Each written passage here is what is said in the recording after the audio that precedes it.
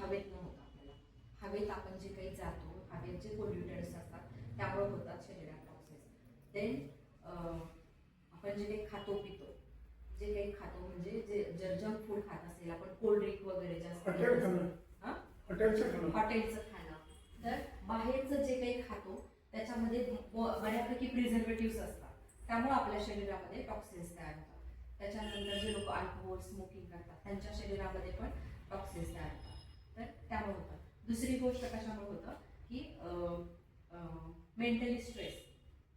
सगळ्यात महत्त्वाचं कारण हे आहे की मेंटली स्ट्रेसमुळं आपली शरीराची जी क्रिया चालू असते ती मंदावते. कारण आपलं शरीर जेव्हा आपण स्ट्रेसमध्ये असतो तेव्हा ते स्लो काम करतं, तर त्यामुळं आपली प्रत्येक क्रिया मंदावते, त्यामुळं आपल्या शरीरामधली टॉक्सिन्स बाहेर लवकर पडत नाही.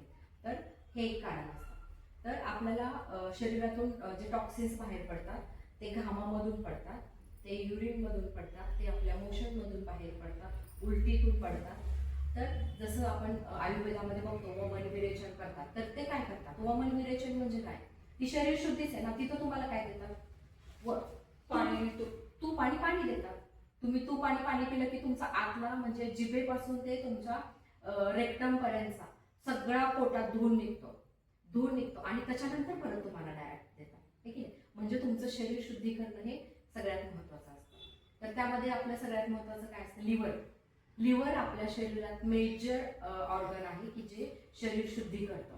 तर ज्या लोकांना लिव्हरचा प्रॉब्लेम असतो ना, किंवा ज्यांचा डायजेशनचा प्रॉब्लेम असतो, ऍसिडिटी वगैरे असतं, त्यांच्या शरीरामध्ये मोस्टली टॉक्सिन्स जास्त तयार होतात. तर लिव्हर सगळ्यात मेन असतं. दुसरं म्हणजे आपले इंटेस्टाईन, आपली आतडी. लिव्हरमध्ये जे होत नाही प्युरिफाय ते खाली इंटेस्टाईन आतड्यांमध्ये प्युरिफाय होत असतं.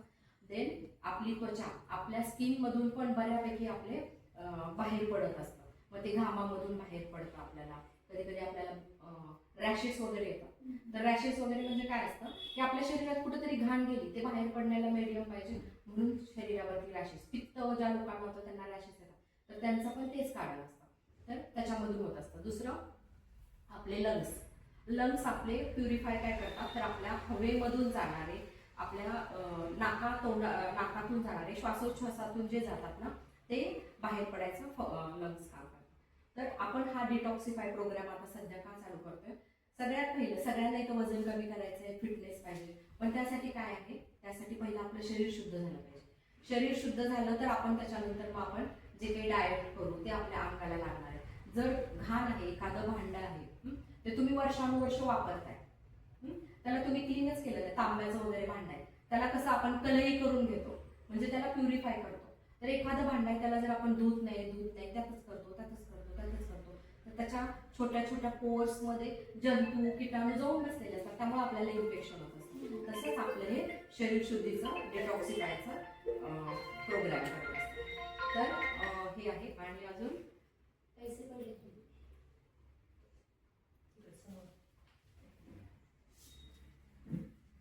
आणि व्यायामामधून आपल्याला होतं, कारण व्यायामामध्ये काय होतं? आपल्याला घाण बाहेर पडते, घामामधून आपल्या बऱ्यापैकी सगळे टॉक्सिन्स बाहेर पडायला मदत होत असते. तर डिटॉक्सिफाय आपल्याला कशाला करायचं असतं? म्हणजे डिटॉक्सिफाय काय झालं पाहिजे असं तुम्हाला वाटतं? सगळं म्हणजे तुम्हाला काय वाटतं? तुम्ही आता सांगितलं एअरटेल तेल आयुर्वेदिक सर्वात उत्तम, सर्व तुमचं सर्व्हिसिंग शरीराचं एअरटेल तेल कसं घ्यायचं ते विचारून डॉक्टरांना सर्वात उत्तम उपाय. येस. लहान मुलांना बघा, पोट साफ होत नसेल तर एरंडेल तेल प्यायला द्यायचे. त्यांना काय होतं?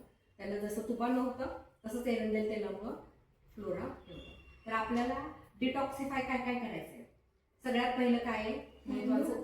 आपलं शरीर डिटॉक्सिफाय करणं गरजेचं आहे.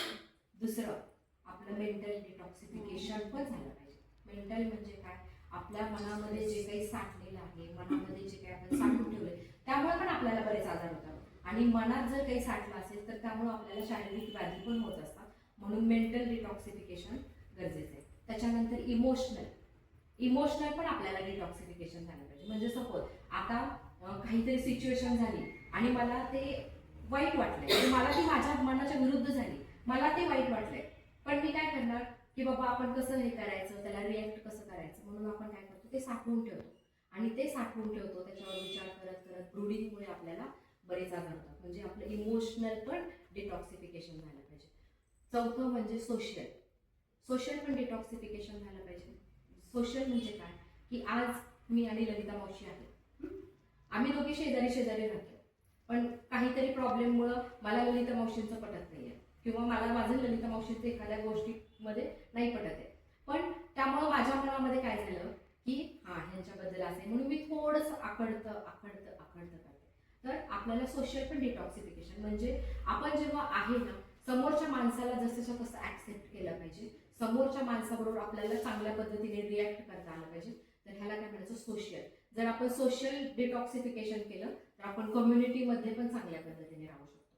सगळ्यात पहिलं तर आपलं शरीर तर करायचं आहे, पण त्या पद्धतीने हे सगळं करायचं आहे.